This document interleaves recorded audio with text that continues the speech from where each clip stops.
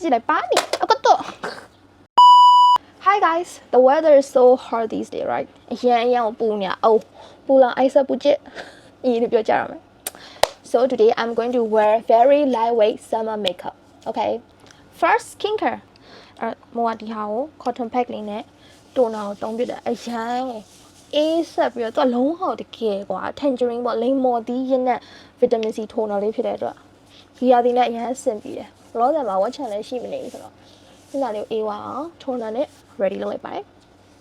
ထိုနာပြီးတော့ ampoule လေးတောင်းတယ်ဒီဟာလေးကလည်းဒီလိုမျိုးကဲအရန်အိုးတက်ရန် lightweight ဖြစ်ပြီးတော့ lane လို့အရန်ကောင်းတဲ့ ampoule လေးတိတိတထားမိတာကတော့ဒီဟာလေးသုံးပြီးရနောက်ပိုင်းမှာပေါ့နော်ဒါကြီးကပို့ပြီးတော့ကြီးဆိုပြီးတော့ glow တက်လာတယ်လို့ခံစားရတယ်ပေါ့နော်ဒီ skin care လေးသုံးနေတဲ့ကာလမှာအားကြောင့်မလို့ဒီဟာလေးကိုဒီရက်ပိုင်းသုံးပြနေရပါ moisturizer cream လိမ့်ပါမယ်ဆိုတော့ဒီဟာကတကယ်ကိုညနာကိုရေတက်ပြေးဝပြီးတော့ပေါ့နော်အခုလိုမျိုးနှွေးရသည်မှာလုံးဝအောင် moisturize အပြည့်ပေးနိုင်တဲ့ cream လို့ခံစားရတယ်ဒီက CC တက်ကမဖြစ်ဖ ೇನೆ မျက်နှာအောင်မှာထူထူကြီးလုံးဝဖြစ်မနေဘူးအဲ့ဒီဟာကိုရမ်းကြိုက်တယ်ဆိုတော့ check it out my skin is very glow right young glow white လို့ခံစားအဲ့ကြောင့်ဒီရက်ပိုင်းထားကိုသုံးပြအဲ့သုံးခုသုံးပြီးသွားလို့ရှိရင်လုံးဝ glow သွားပူနေတဲ့ဆမ်းမနဲ့မတူတော့မျက်နှာ hydrated ဖြစ်သွားပြီးတော့ I like it next sunscreen this is one of the local brand but it is so good ဒီဟာကဒါမှဆူရီဆိုတဲ့ local brand လေးမို့ဒီ aesthetic clinic တစ်ခုကိုတွားပြီးတော့လက်ဆောင်ရလာတဲ့ဟာလေးပေါ့နော်လိန်ကြည့်လိုက်တဲ့ချိန်မှာ तू ကဒီလိုမျိုးလုံးဝ makeup tone up effect လေးပါတယ်ပြီးတော့ तू ကဒီမှာကွာ sticky sunscreen လို့ပြောထားတဲ့အတိုင်းပဲလိန်လိုက်တဲ့ချိန်မှာလုံးဝတကယ်ကို velvet texture လေးနဲ့ကွာအင်းဆက်ဆက်လေးအသားတွေကိုဝင်သွားတယ်ကြည့်လိုက်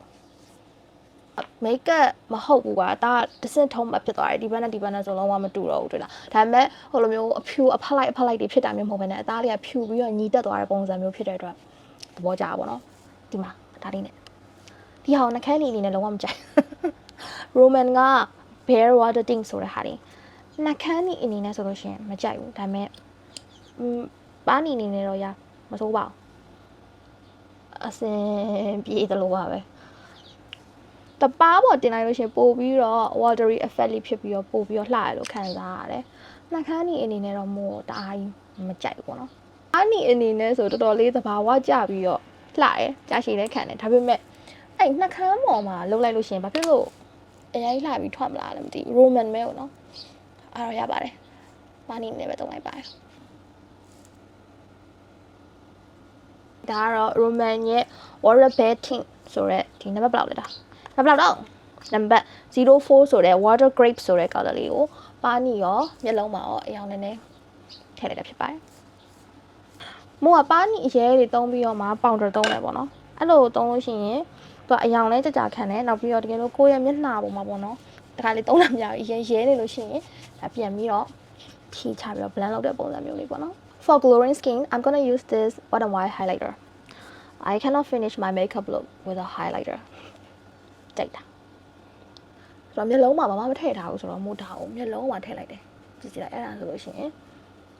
မျက်လုံးလေးပါ glow သွားပြီးတော့ eye shadow ပုံစံလေးဖြစ်သွားတယ်လို့ခံစားကျမရဲ့လွယ်ကူးလင်းမြန် summer makeup အိုးဒါကို caption တက်ကြမယ်လွယ်ကူးလင်းမြန် summer makeup Okay now final step lip tint အဲ့တော့ဒီဟာက Edge ရဲ့ facing tint မှာသူကလေ lip tint တွေထဲမှာမို့ရဲ့အကြိုက်ဆုံးလို့ပြောလို့ရတဲ့ထဲကတစ်ခုပေါ့နော်အဲ့လိုလဲဆိုပြီးသွားရင် glowy effect လေးလည်းဖြစ်တယ်နောက်ပြီးတော့လုံးဝ long lasting တအားကောင်းတယ်အရောင်ကြည့်လိုက်ဒီနေ့မို့သုံးတဲ့အရောင်နဲ့လည်းကွက်တီးတယ်ကြည့်လိုက်တော့လုံးဝ glow တက်သွားတယ်လားအဲ့ဒါပြီးသွားလို့ရှိရင်ကြာကြီးလည်းခံတယ်တခုစားလိုက်လို့ပြတ်သွားရင်တော့မှ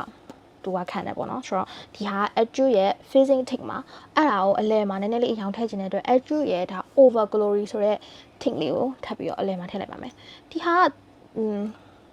မစိုးပါဘူးဒီဟာလည်းပဲဒါပေမဲ့ပိုကြိုက်တာဆိုရင်တော့ဒီ facing tint ကိုပိုကြိုက်တယ်ဒါပေမဲ့ဒီရောင်ကလည်းအရန်ဒီလို glossy ဖြစ်တဲ့အတွက်ဒီရောင်လည်းသဘောကျပါတယ်ဒါကတော့နောက်ဆုံး look လေးဖြစ်ပါတယ်ကျမရဲ့ခုနကပြောလိုက်တာလွယ်ကူမြတ်ဆန် summer makeup လေးဖြစ်ပါတယ်အဲ့တော့အားလုံးပဲသဘောကျမယ်လို့မျှော်လင့်ပါတယ်ဒီလောက်ဆိုလို့ရှိရင်အရန်လည်းလွယ်တယ်အရောင်လေးလည်းပါတယ် summer မှာပူပူအိုက်ကြီးလည်းမဖြစ်ပဲနဲ့တကယ်ကို fresh and glowy makeup လို့လေးရမယ်လို့မျှော်လင့်ပါတယ်ဆိုတော့ဒါပဲတက်တာသဘောကျရဆိုလို့ရှိရင်ဘယ်လို makeup လို့လေးပြင်ရအောင်လဲဆိုတာ comment မှာရေးခဲ့ပါ bye